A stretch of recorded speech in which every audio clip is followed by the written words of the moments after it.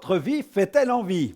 J'aimerais lire un passage dans l'épître de Paul aux Corinthiens, dans la première aux Corinthiens, chapitre 9, le verset 22, où Paul déclare « J'ai été faible avec les faibles, afin de gagner les faibles. Je me suis fait tout à tous, afin d'en sauver de toute manière quelques-uns. Il vaut mieux faire envie que pitié. » Cette formule, certes populaire, correspond bien à l'Évangile. Il doit faire envie. Ceux qui vous regardent vivre votre vie chrétienne doivent avoir envie de vous ressembler. Imaginez quelques instants que vous deviez commander une pizza et qu'au moment de sa livraison, vous la receviez dans un emballage suspect, gras, sale, écrasé. Auriez-vous envie de la déguster? Par contre, si la même pizza vous était livrée dans un emballage propre, soigné, attrayant, vous n'hésiteriez certainement pas à la croquer dans les minutes qui suivent sa livraison, de peur qu'elle ne se refroidisse. De la même façon, pour communiquer efficacement l'Évangile, osez faire appel à ce qui attire l'attention de vos contemporains. Connectez-vous à ce qui, aujourd'hui, retient l'attention des gens.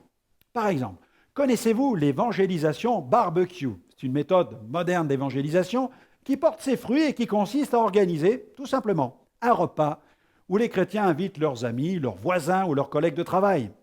Aujourd'hui, beaucoup ne sont pas prêts à mettre les pieds dans une église, mais ils accepteront avec plaisir que vous les invitiez dans un cadre où l'ambiance est amicale et détendue. Je me souviens d'un homme qui avait l'habitude de déposer sa femme devant la porte de notre assemblée. Il ne voulait surtout pas y entrer et il faisait tout pour m'éviter. Je crois qu'il avait peur de se convertir.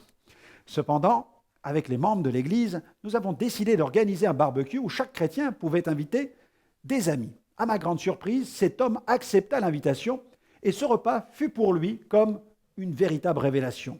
Nous étions devenus des gens normaux, capables de manger des merguez et des côtelettes et surtout de parler d'autre chose que de notre évangile. Comme à notre habitude, nous avons tout simplement prié avant le repas et remercié Dieu pour sa bonté. Et nous avons chanté quelques chants. C'est alors que j'ai remarqué que l'homme était en train de pleurer. Le dimanche suivant, il est venu à l'église. Quelques mois plus tard, j'ai eu la joie de le baptiser. Cette évangélisation barbecue, si peu sérieuse aux yeux de certains, avait amené une âme à Christ. J'aimerais vous recommander cette prière aujourd'hui. Seigneur, entre tes mains, je remets ma vie.